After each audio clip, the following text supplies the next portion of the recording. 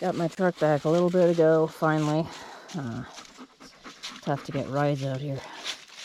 And had a bunch of brake work done. I know money's tight for just about everybody right now, except billionaires and millionaires, but if you can, I would get some work done on your vehicle if it needs it. You can't really see very well here, but there's...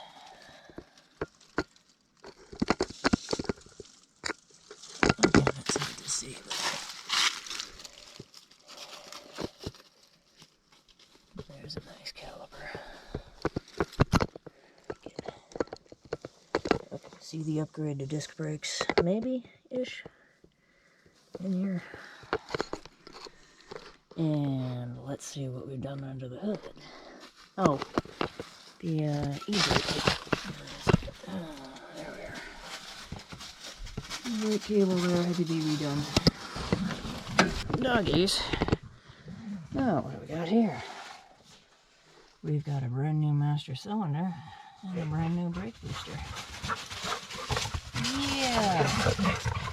I bought most of these parts except for the e-brake cable and dropped them off with the mechanic, but the parts themselves cost hundreds and hundreds of dollars, and then the labor ended up being almost $700.